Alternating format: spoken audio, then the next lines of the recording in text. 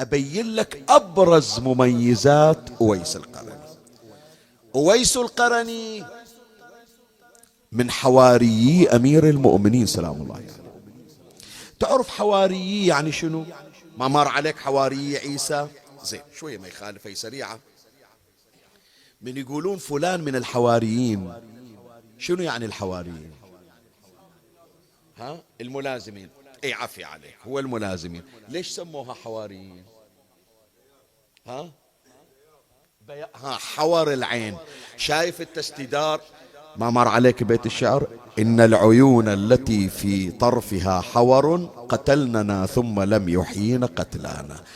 هذا استدارة البياض حول السواد. ترى ما تشوف انت فاصل بين بياض العين وسواد العين.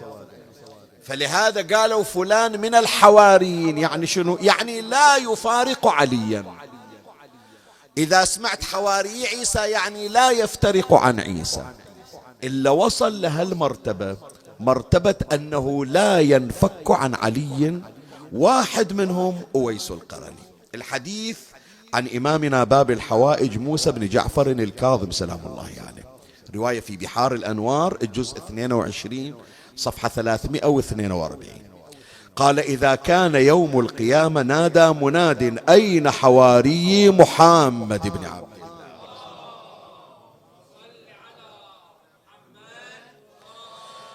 أين حواري محمد بن عبد الله رسول الله الذين لم ينقضوا العهد ومضوا عليه؟ فيقوم سلمان والمقداد وأبو ذر. ثم ينادي المنادي مرة أخرى أين حواري علي بن أبي طالب وصي محمد بن عبد الله رسول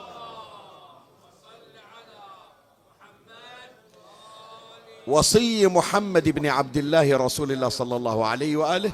يقول الإمام الكاظم فيقوم أربعة، احسبهم وياي. فيقوم عمرو بن الحمق الخزاعي ومحمد ابن أبي بكر. الله، وما أدراك ما محمد ابن أبي بكر. يا أبانا قد وجدنا ما صلح، خاب من أنت أبوه وافتضح. إنما أخرجني منك الذي أخرج الدر من الماء الملح. يا بني أحمد أنتم عدتي وبكم ميزان أمري قد رجح. فإذا تم اعتقادي فيكم لا أبالي أي كلب قد نبح. هذا محمد بن أبي بكر. يقول أمير المؤمنين محمد ابني. مني محمد بن أبي بكر من أحسنت أسماء بنت عميس زوجة جعفر ابن أبي طالب. يعني هذا محمد ابن أبي بكر يصير أخو عبد الله بن جعفر من الأم، تمام، وأخو للسيدة عائشة كذلك أيضا محمد ابن من الأب، محمد بن أبي بكر وعائشة بنت أبي بكر. على أي حال يقول الإمام الكاظم عليه السلام فيقوم عمرو بن الحمق الخزاعي ومحمد بن أبي بكر وميثم ابن يحيى التمار مولى بني أسد وأويس القرني. هذول يوم القيامة لا يدخل علي الجنة إلا وهم معه، من حواري أمير المؤمنين سلام الله عليه. من مميزات أويس القرني وفقه الله للشهادة بين يدي علي بن أبي طالب، كما أخبر عن ذلك رسول الله صلى الله عليه وسلم.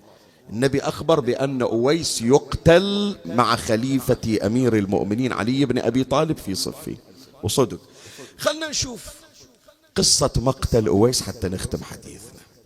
العلامة المجلسي في بحار الأنوار الجزء 32 صفحة 584 قال وأتى أويس القرني متقلدا بسيفين. ما حد سواها إلا منه. تتذكر خطبة الإمام زين العابدين في الشام؟ أنا ابن الضارب بالسيفين والطاعن بالرمحين ومصلي القبلتين. أويس طلع شايل سيفين يضرب بهما كأنه علي بن أبي طالب سلام الله عليه. قال وأتى أويس القرني متقلدا بسيفين، ويقال كان معه مرمات ومخلات من الحصى.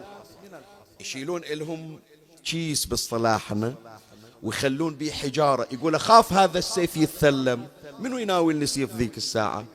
أقاتلهم ولو بالحجارة، ومعه مرماة ومخلاة من الحصى، فسلم على أمير المؤمنين عليه السلام وودعه، وبرز مع رجالة ربيعة، يعني ما عنده فرس في الرجالة، فقتل من يومه، فصلى عليه أمير المؤمنين عليه السلام ودفنه.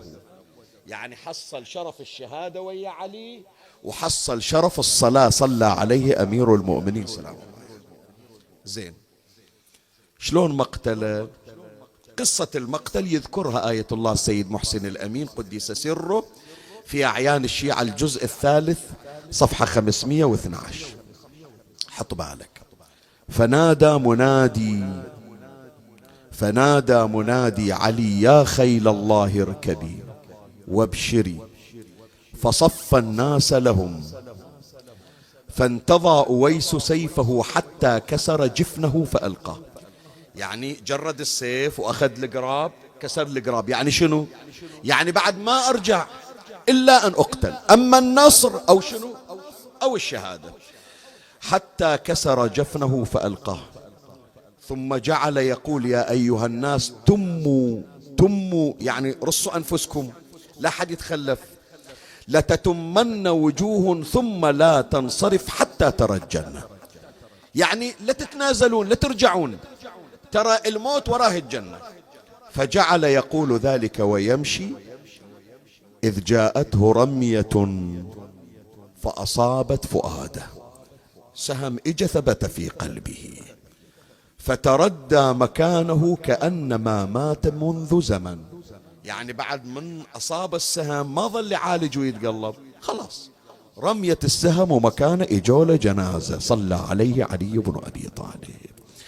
سيد محسن الأمين ذكر عبارة وقال إن أويسا قاتل بين يدي علي يوم صفين حتى استشهد أمامه، اسمعني، فنظروا فإذا بي نيف 40 جراحة من طعنة وضربة ورمية، 40 ضربة قاتلة غير السهم الذي أودى بحياته.